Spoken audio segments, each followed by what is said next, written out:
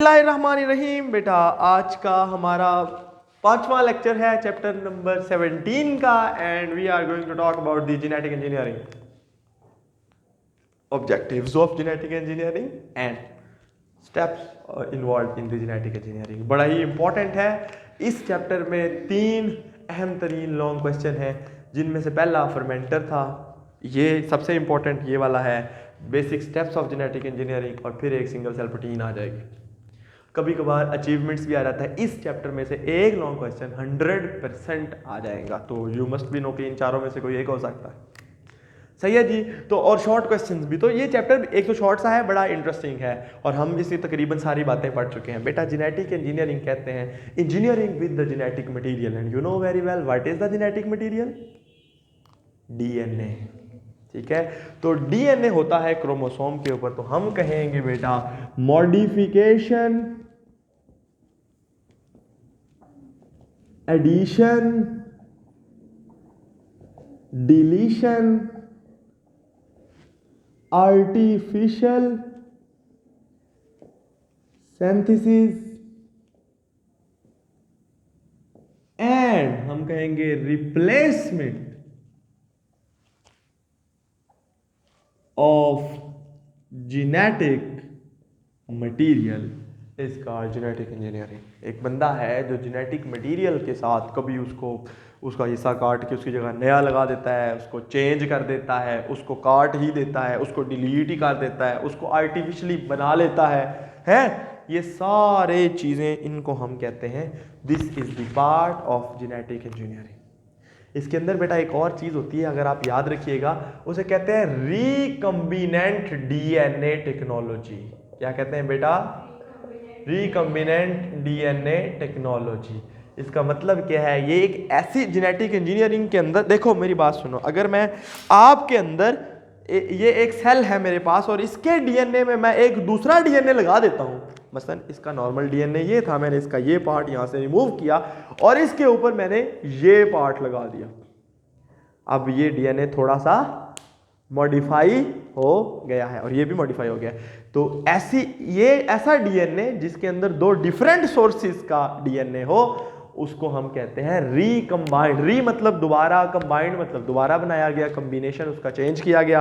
तो इसको हम कहते हैं कि this is the type of technology in which the DNA from 2 different DNA of 2 different organisms is combined. क्यों?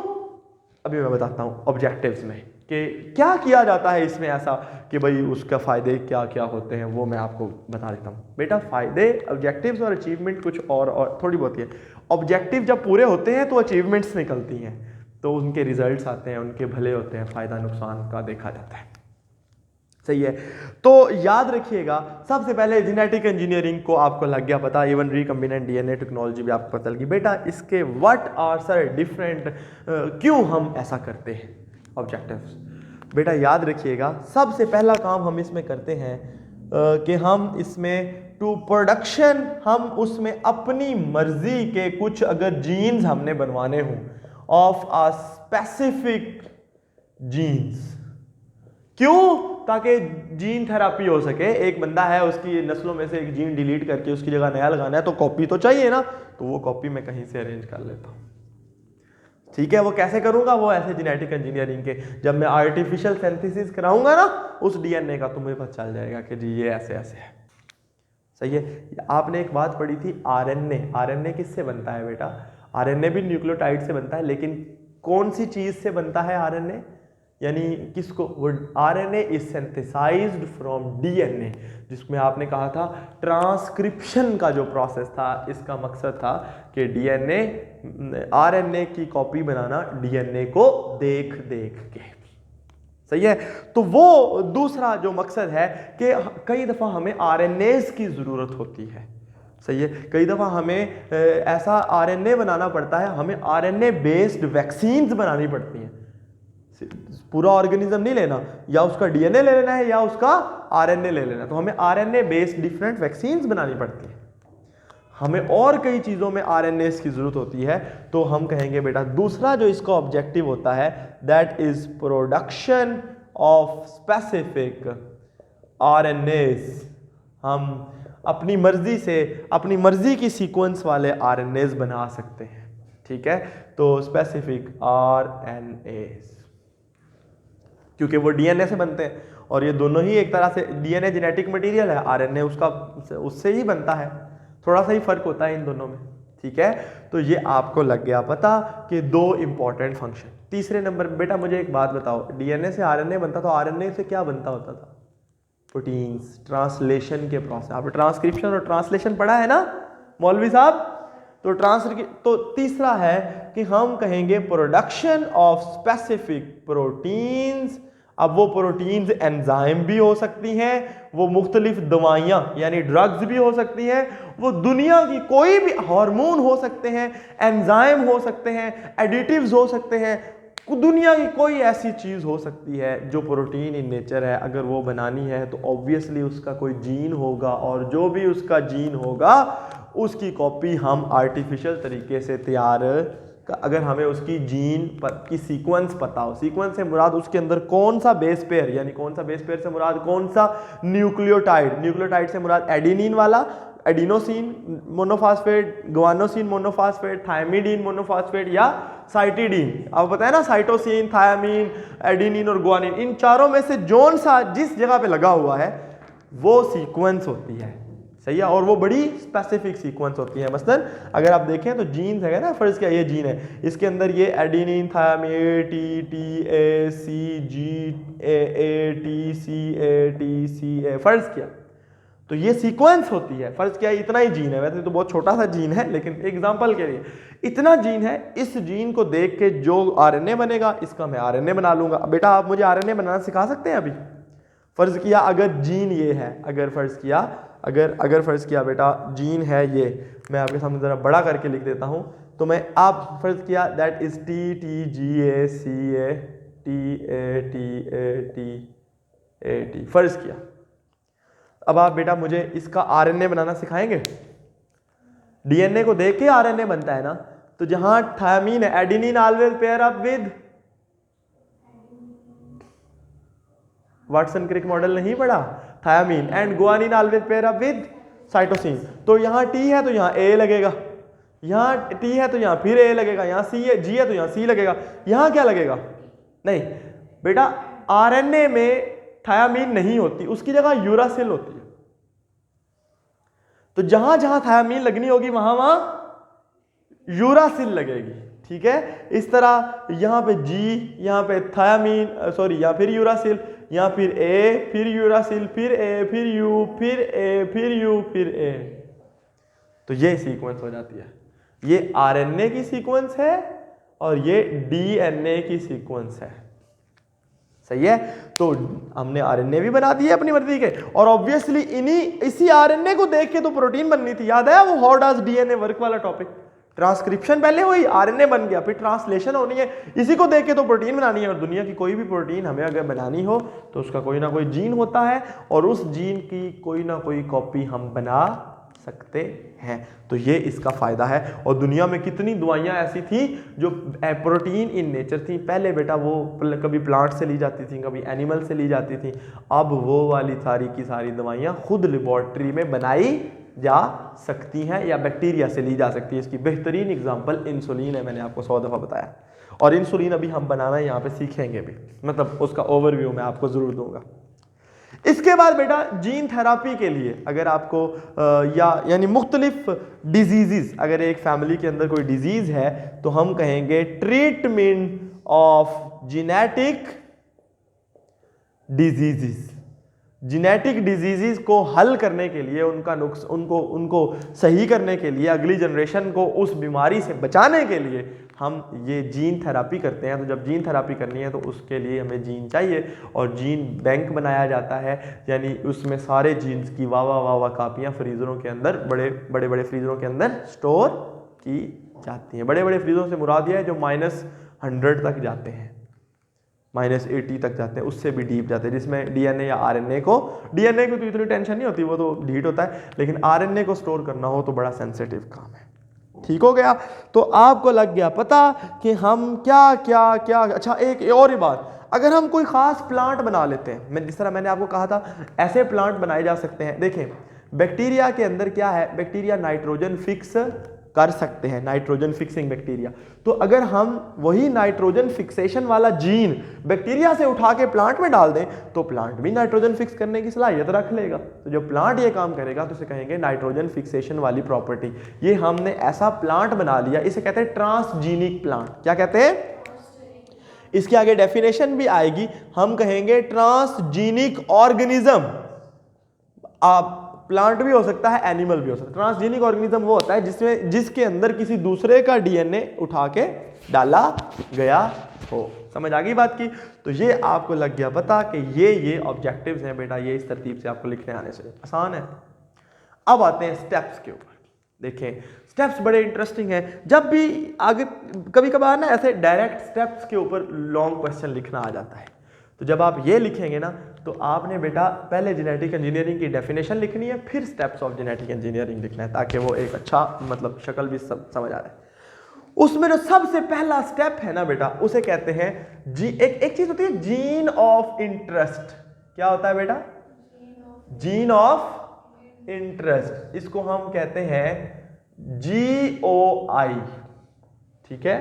और इसको सबसे पहले अगर हमने जीन ऑफ इंटरेस्ट से मुराद ये है कि बेटा आप काम कर रही हैं इंसुलिन के जीन पे, तो आपके लिए इंसुलिन का जीन ऑफ इंटरेस्ट होगा।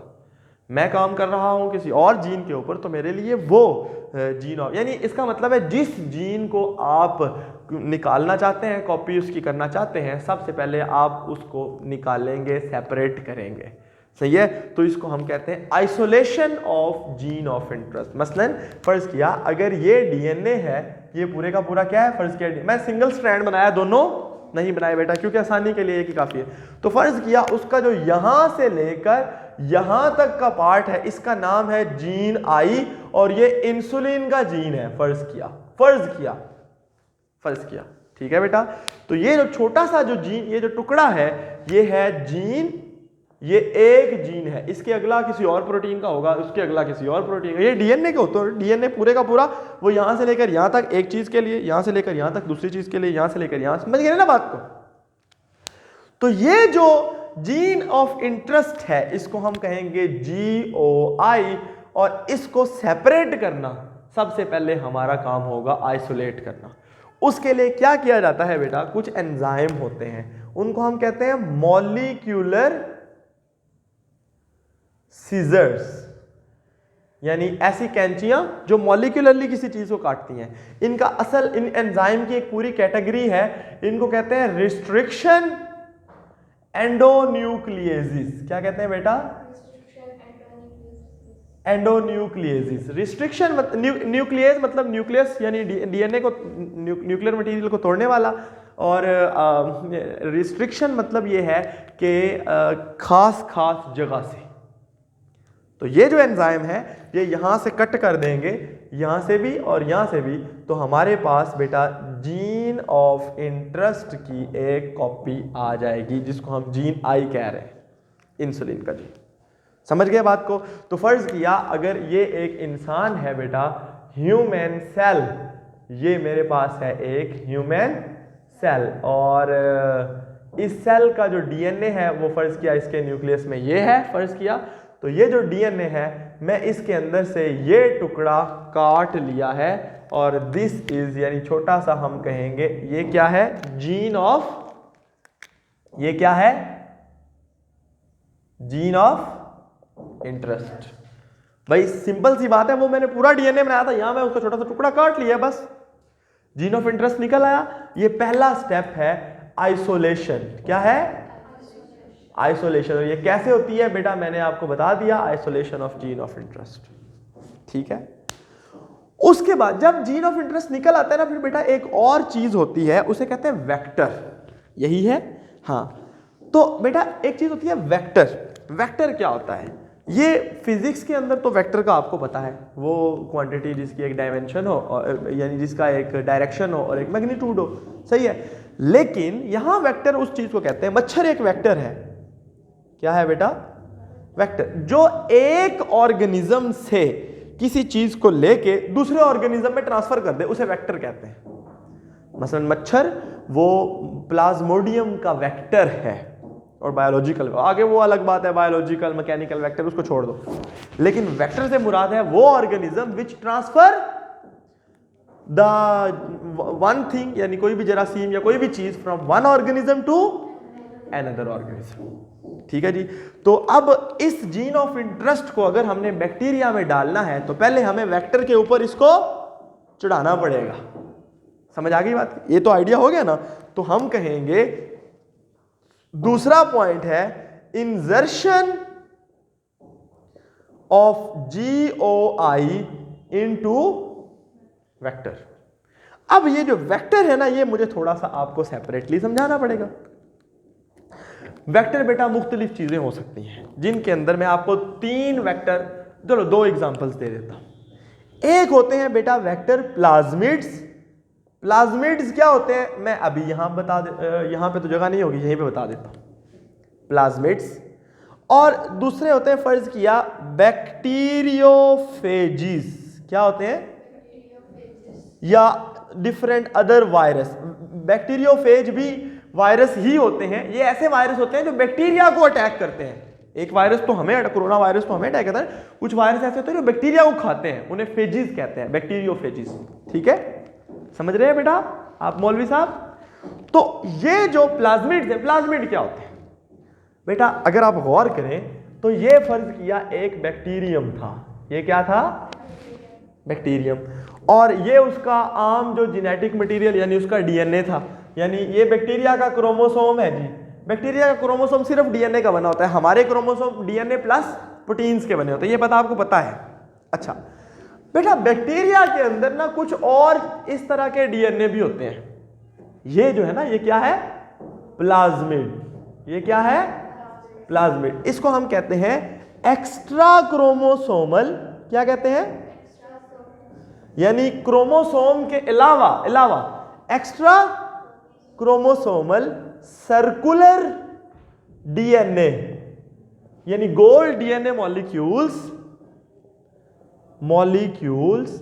Present in bacteria. बैक्टीरिया के अंदर ये क्रोमोसोम के अलावा कुछ सर्कुलर डीएनए मॉलिक्यूल होते हैं जिनको हम प्लाज्मिड कहते हैं। And they contain genes for antibiotic resistance. वो एंटीबायोटिक रेजिस्टेंस क्या होती है, ये आखिरी चैप्टर में मैं आपको पढ़ाऊंगा। इनके अंदर ऐसे जीन्स होते हैं, यानी ये बैक्टीरिया के लिए बड़े काम के होते हैं। तो हम क्या करते हैं, एक प्लाज्मिड को यहां से निकाल लेते हैं। ये है बेटा वेक्टर। ये क्या है? यानी ये प्लाज्मिड है और ये किस चीज के तौर पे काम करेगा? वेक्टर के तौर पे। अब मैं क्या करता हूं, किसने कहा? कौन से? हाँ तो जाओ। अच्छा जी, तो क्या हुआ कि ये जो प्लाज्मिड है बेटा, मैं इसके अंदर करूं, इसको कटूंगा, क्योंकि ये भी डीएनए है। डीएनए को काटने के लिए यही काम आते हैं, रिस्ट्रिक्शन एंडोन्यूक्लियोसिस। मैं इसको यहां से काट दूंगा और ये जो जीन ऑफ इंटरेस्ट भाईजान है, इनको मैं इसके अंदर लगा दूंगा। तो ये दूसरा पॉइंट पूरा हो गया, इंजर्शन of gene of interest into vector. समझ आ गई बेटा बात की? अब वेक्टर को बैक्टीरिया में, हमने तो काम बैक्टीरिया से लेना है। देखो वेक्टर, ये जीन तब तक खुद कुछ काम नहीं कर सकता जब तक, देखो बेटा, जीन से पहले जीन डीएनए होता है ना, डीएनए से पहले क्या बनाया जाता है? आरएनए। आरएनए के बाद उससे प्रोटीन बनाई जाती है। प्रोटीन कौन बनाता है? राइबोसोम। आरएनए बनाने के लिए भी वावा एंजाइम इस्तेमाल होते हैं। वो मशीनें सारी की सारी इसके पास तो नहीं है ना, वो तो बैक्टीरियम के पास है। तो इसको वापस, उसको तो हमने तोड़ दिया था, किसी और बैक्टीरियम में इसको रख दिया जाता है। यानी इसको हम कहते हैं कि ये जो, अच्छा ये जो चीज बनी है, क्या बेटा ये रिकम्बिनेंट डीएनए नहीं है? कि जिसमें दो डिफरेंट डीएनए को कंबाइन किया गया हो, तो ये रिकम्बिनेंट डीएनए है ना। तो जो तीसरा पॉइंट होता है वो ये है कि ये एक बैक्टीरियम है, ठीक है, और इस बैक्टीरियम में मैं इसको ट्रांसफर कर देता हूं, और ये ट्रांसफर क्या है, यानी ये देखो आप बेटा, और ये बैक्टीरियम का अपना डीएनए तो है ही है ना, उसका अपना तो होता ही है, ठीक है। तो इसको हम कहते हैं, तीसरा पॉइंट है बेटा, the transfer of recombinant DNA into GMO. GMO किसे कहते हैं, यानी इनटू बैक्टीरिया। जीएमओ कहते हैं जेनेटिकली मॉडिफाइड ऑर्गेनिज्म, यानी जो बैक्टीरियम, ये जो बैक्टीरियम है, इसका मैंने जेनेटिक मटेरियल क्या कर दिया है, मॉडिफाई कर दिया है, तो अब ये जीएमओ बन गया। सही है। अब अगला स्टेप क्या होता है बेटा, इसको मैं टाइम दूंगा, ये अपनी वाह सारी कॉपियां बनाएगा, है, तो इसको हम कहते हैं ग्रोथ ऑफ द जीएमओ। अब ये सेकंड लास्ट पॉइंट था, चौथा ग्रोथ ऑफ जीएमओ। इसमें क्या होगा, ये बैक्टीरियम जितना कॉपी होगा, इसका अपना डीएनए तो कॉपी होगा ही होगा, वो तो इसका ये है, ये है, ये है, ये है, फर्ज किया, और इसके अंदर वो जीन ऑफ इंटरेस्ट की भी कॉपी, उस प्लाज्मिड की भी कॉपी होगी, और जीन ऑफ इंटरेस्ट की भी कॉपी होगी। तो जब सारी चीजों की कॉपी होगी, तो वो जीन किस चीज का था, इंसुलिन का।